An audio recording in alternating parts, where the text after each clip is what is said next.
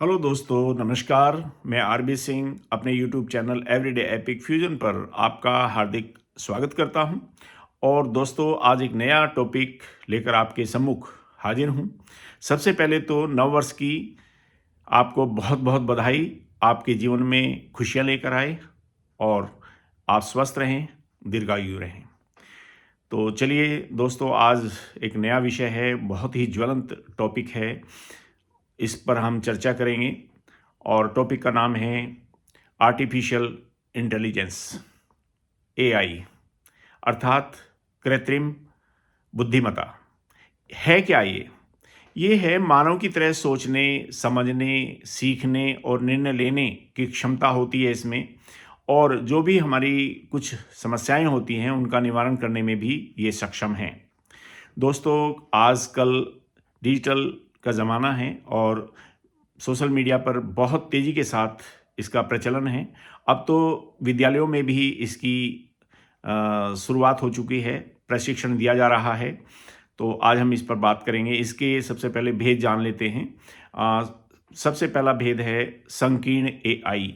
AI for intelligence, artificial intelligence, यानी कि संकीर्ण एआई क्या होता है? नैरो एआई, जो केवल एक ही कार्य करती है, जैसे कि वॉइस असिस्टेंट है, या फिर हम कह सकते हैं कि फेस पहचान या फेस का सम्मान करना। तो ये इसका पहला भेद था। दूसरा है सामान्य एआई, यानी कि जनरल एआई। क्या होता है? मनुष्य की तरह बुद्धि का प्रयोग किया जाता है इसमें, लेकिन अभी ये विकास की ओर उन्मुख है, अभी पूरी तरह से सक्षम नहीं हो पाया है। तीसरा इसमें लिया है बिंदु सुपर एआई। सुपर एआई क्या होता है? मनुष्य की बुद्धि से अधिक सक्षम होता है। जैसे कि मनुष्य सोचता है, लेकिन उससे आगे की भी बात सोच लेता है, जैसे भविष्यवाणी करना है, ज्योतिषी इसमें आ जाती है, या फिर हम कह सकते हैं कि जो मौसम विज्ञान है वो आ जाता है। ये तमाम बातें भविष्य के बारे में वो उसमें चर्चा की जा सकती है। यानी कि हम इसके बारे में अब बात करते हैं, उसके लाभ क्या हो सकते हैं और क्या हानियाँ हो सकती हैं या खामियाँ क्या हो सकती है। सबसे पहले लाभ की बात कर लें तो एआई से हमें कौन कौन से बेनिफिट्स हैं, कौन कौन से हमारे लाभ हैं। सबसे पहला, शिक्षा में ऑनलाइन लर्निंग, अर्थात स्मार्ट ट्यूटर का काम करेगा। जब भी आप इस पर सर्च करेंगे, अब तो मार्केट में बहुत सारी ऐप्स आ गई हैं, लेकिन उसके साथ साथ में एआई एक अपने आप में एक मिसाल है। और ये शिक्षा में ऑनलाइन लर्निंग का काम करेगा और ये स्मार्ट ट्यूटर की तरह काम करेगा। दूसरा इसमें है चिकित्सा क्षेत्र में रोगों की पहचान और उसका उपचार करना। यानी कि जो भी रोग होते हैं, अब नेट पर इसको जब सर्च करेंगे तो उसमें जो भी रोग होगा उसका सिम्टम्स बताकर वो अपने आप ही रोग को बता देगा। और इसके साथ साथ में उसके उपचार के लिए जो दवाइयाँ होंगी वो भी एक लिस्ट सबमिट करेगा, और उस लिस्ट में से जो भी उपयुक्त दवाएं दी जा सकती हैं वो उसमें दी जानी चाहिए। और तीसरा जो है, ये 24/7 ये उपलब्ध होगा। अब ये कभी भी है, अब ऐसा नहीं है कि आराम करने की इसमें कोई वो होगी कि कभी हमें कैसे पता लगेगा कि अब ये 24/7 हमारे लिए काम करेगा। और चौथा बिंदु है औद्योगिक क्षेत्र में कार्य की गति और सटीकता। अभी बहुत सारे उद्योगों में बहुत सारे लोग काम कर रहे थे, अब वहाँ पर उनकी भी छँटनी हो जाएगी और वहाँ पर केवल एक ही व्यक्ति उसको कमांड करेगा और उसकी गति को देखेगा, तेज़ करेगा और उसमें सटीकता प्रदान करेगा, टू द पॉइंट। यानी कि जो भी हमें हासिल होगा उद्योग क्षेत्र में, बहुत सारी मशीनें हैं, उसमें फीड कर दिया जाएगा और उससे जो भी हमें प्राप्ति होगी वो उसमें दर्शाएगा।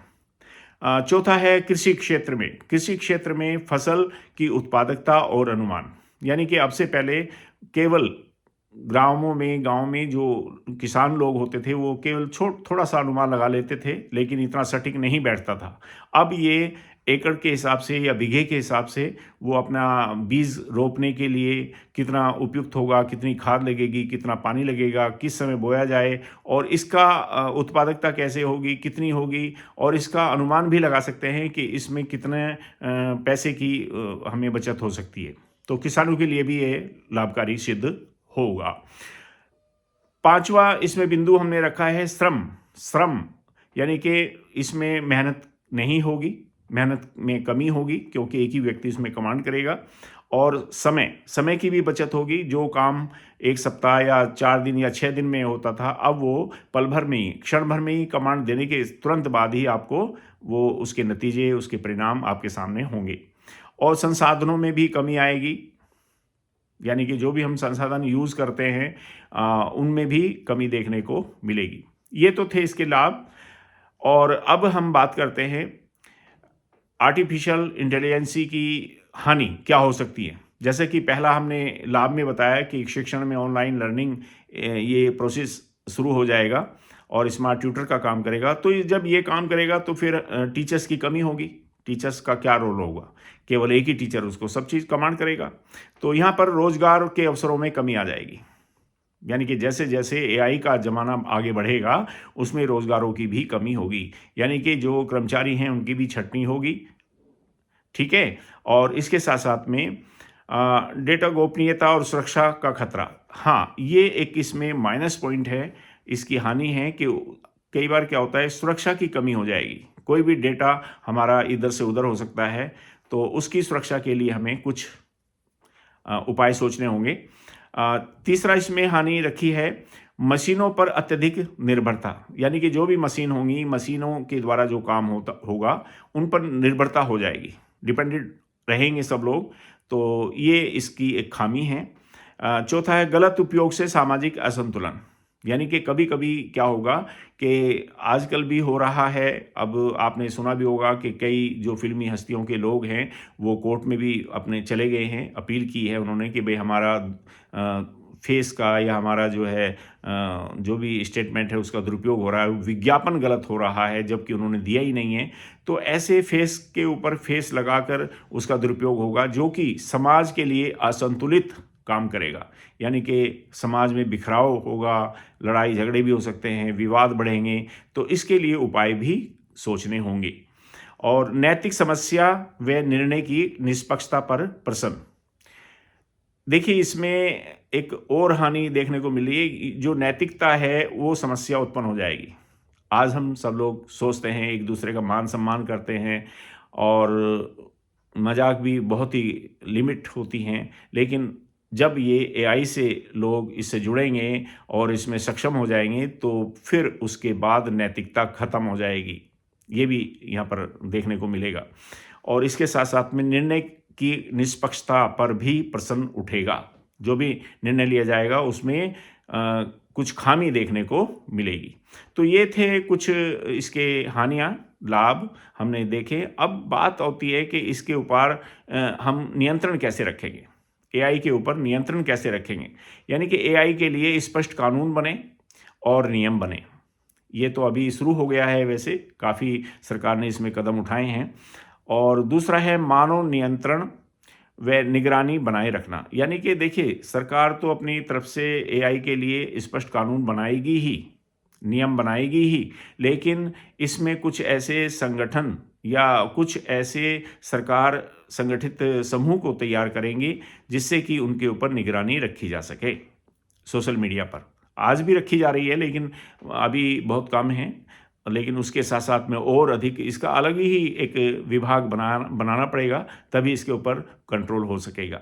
नैतिक मूल्यों पर आधारित विकास, यानी कि इसमें साथ साथ में हमें नैतिक मूल्यों का भी ध्यान रखना होगा, उनको सिखाना होगा, बताना होगा कि ऐसा नहीं है कि इसमें अनाप शनाप या कुछ अश्लील जो भी उसमें दिया जा रहा है वही नहीं, बल्कि उसके साथ साथ में नियमों का भी उल्लेख किया जाए, उसमें नैतिक मूल्यों पर भी कुछ व्यू हों, विचार हों।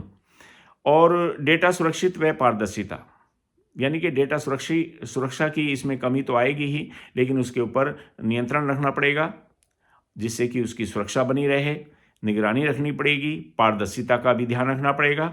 और लास्ट फोर्थ पॉइंट हमने रखा है कि डेटा सुरक्षित व पारदर्शिता होनी चाहिए। जो डेटा है वो सुरक्षित हो, उसका कोई इधर उधर दुरुपयोग ना करे, और पारदर्शिता भी होनी चाहिए। यानी कि जो भी डेटा हो उसका पारदर्शिता होगी तो तभी ये आगे बढ़ेंगे। जागरूक और शिक्षा प्रदान करना, यानी कि लोगों को जागरूक करना पड़ेगा, तभी नैतिक मूल्य आरंभ होंगे कि भाई अपना उतना ही उपयोग करें जितनी आवश्यकता है। तो यदि हमने जागरूक लोगों को किया तो शिक्षा में बदलाव तो आएगा ही और अच्छी शिक्षा भी बच्चों को मिल सकती है। तो दोस्तों आज इसके ऊपर ही चर्चा करनी थी क्योंकि डिजिटल में इस समय एआई का बहुत तेज़ी के साथ प्रयोग किया जा रहा है और सही दिशा मिले, सही नियंत्रण हो, तो मैं समझता हूँ कि ये समाज के लिए बहुत लाभकारी भी है और इसके साथ-साथ में समाज के विकास में एक सहायक सिद्ध भी हो सकता है, यदि इसका दुरुपयोग ना किया जाए। तो दोस्तों बस मेरा तो आज इसी के ऊपर चर्चा करनी थी और सभी का मैं धन्यवाद करता हूँ। आप लोग ने ये देखा और सभी का मैं शुक्रिया करता हूँ कि आप लोग इसको लाइक भी करें, सब्सक्राइब भी करें और अपने दोस्तों को भी भेजें। तो धन्यवाद। जय हिंद, जय भारत।